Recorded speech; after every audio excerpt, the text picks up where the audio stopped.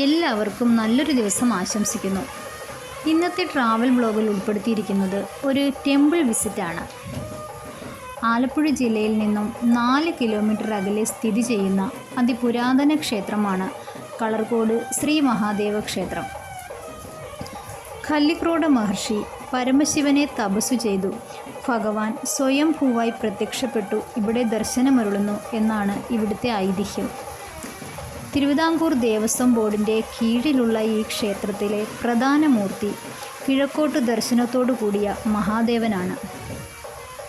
കല്ലിക്രോഡ മഹർഷിക്ക് സ്വയംഭൂവായി ശ്രീ മഹാദേവൻ ദർശനം നൽകുകയും കൂടാതെ മഹർഷി ശിവപ്രീതിക്കായി ഇവിടെ താമസിച്ച് പൂജ നടത്തുകയും ചെയ്തു എന്നാണ് ഐതിഹ്യം.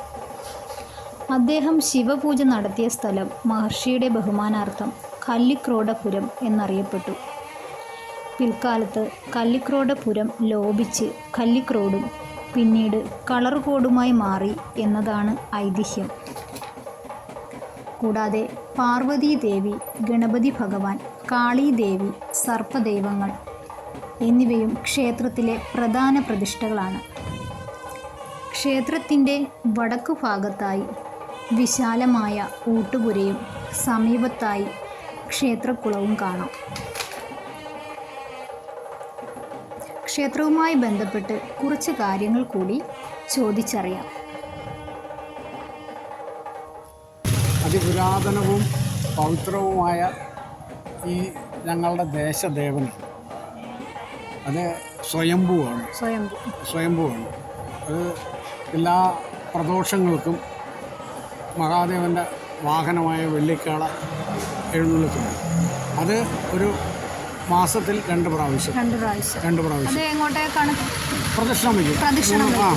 അത് 3 പ്രാവശ്യം ക്ഷേത്രത്തിന് 3 വലം വയ്ക്കും. പിന്നെ അതുപോലെ തന്നെ തിരുവാതിരയ്ക്കും ഭഗവാന്റെ ഉത്സവമാണ്. പിന്നെ അതുപോലെ തന്നെ ഒരു ഉത്സവമാണ് വിഷു. വിഷുവിനും വിളക്കെഴുന്നള്ളിപ്പും ഉണ്ട്. അല്ലാതെ പിന്നെ തുലാമാസത്തിൽ മഹാദേവൻ്റെ തിരുവുത്സവം 8 ദിവസം. ആ 8 ദിവസവും വിവിധ കലാപരിപാടികളെന്ന് പറയുമ്പോൾ ക്ഷേത്രോചിതമായ, അത് നാടകം അങ്ങനൊന്നുമില്ല.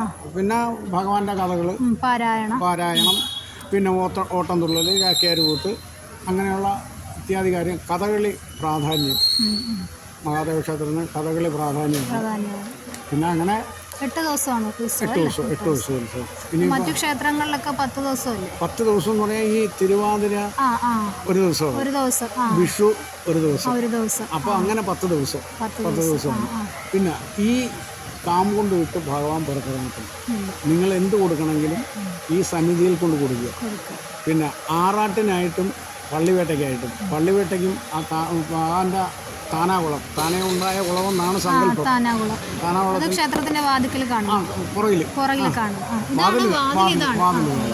അപ്പോൾ ആ കുളം വരെ പോവുക, ഭഗവാൻ തിരിച്ചു വരിക, അന്തി ഉറങ്ങുക, വീണ്ടും ആറാട്ടിനായിട്ടൊരു പ്രാവശ്യം പോവുക. ഈ 2 പ്രാവശ്യം അല്ലാതെ ഭഗവാൻ പുറത്തേക്ക് ഇറങ്ങാന്നുള്ളതില്ല. പിന്നെ ഇതിൽ കൂടുതലായിട്ട് മറ്റ് ഐതിഹ്യങ്ങളൊന്നും നമുക്കങ്ങനെ അത്ര പോരാ. ഇപ്പോൾ ഇവിടുത്തെ വിശേഷം എന്താണ്? രാമായണ പാരായണം. ഇപ്പോൾ രാമായണ പാരായണം സപ്താഹം നടക്കാൻ പോകുന്നു. എന്നാണ് സപ്താഹം തുടങ്ങുന്നത്? സപ്താഹം ഓഗസ്റ്റ് 2-ാം തീയതി. പിന്നെ അന്ന് അത് കഴിഞ്ഞ് കൂടിയർച്ചനയാണ് ഇനി അടുത്തത്. ഇവിടുത്തെ പ്രധാന വഴിപാടുകൾ ക്ഷേത്രത്തിൽ ശതശ്യം എന്ന് പറയും. അത് തടപ്പള്ളി കത്തിയത് കൊണ്ട് അത് നിർത്തി വരിക. 150 ബുക്കിങ് കിടക്കുക. അതിനിപ്പോൾ തടപ്പള്ളിയുടെ പണി നടന്നുകൊണ്ടിരിക്കും. ഈ കമ്മിറ്റി തടപ്പള്ളി പണി നടന്ന് പുതിയ കമ്മിറ്റി നമ്മുടെ പ്രദക്ഷിണ വഴി പുതിയ കല്ലുകളൊക്കെ പാകി ഒരുപാട് വികസന പ്രവർത്തനങ്ങൾ നാട്ടുകാരുടെ സംഭാവനയായിട്ട് ചെയ്ത് ഞങ്ങളുടെ ദേവനായിട്ട് ഞങ്ങൾ കൊണ്ടിരിക്കുന്നു. ഞങ്ങൾ എന്ത് ചെയ്താലും ഞങ്ങൾക്ക് ഭഗവാൻ തന്നെ എന്നുള്ള സങ്കല്പത്തിൽ ഇന്നവരെ ജീവിക്കുന്നു. നക്ഷത്രവനം എന്നറിയപ്പെടുന്ന ഈ സ്ഥലം കളർകോട് ക്ഷേത്രത്തിൻ്റെ തന്നെ ഭാഗമാണ്. ഓരോ നാളുകാരുടെയും പ്രധാന വൃക്ഷങ്ങൾ ഇവിടെ കാണാം. ഇവ പരിപാലിക്കുന്നതിലൂടെ ശിവചൈതന്യം കാത്തു സൂക്ഷിക്കുവാനും സാധിക്കുന്നു. നക്ഷത്രവനത്തിനു സമീപത്തായി കാണുന്ന ഈ ആറാട്ടുകുളമാണ് താനാകുളം എന്നും അറിയപ്പെടുന്നത്. താനേ ഉണ്ടായ കുളമാണ് താനാകുളം എന്നാണ് ഇവിടുത്തെ ഐതിഹ്യം. എല്ലാവർക്കും ഭഗവാന്റെ അനുഗ്രഹം ഉണ്ടാകട്ടെ എന്നും പ്രാർത്ഥിക്കുന്നു. അപ്പോൾ ഇന്നത്തെ വീഡിയോ എല്ലാവർക്കും ഇഷ്ടമായി എന്ന് കരുതുന്നു. പുതിയൊരു വീഡിയോയുമായിട്ട് വീണ്ടും കാണാം.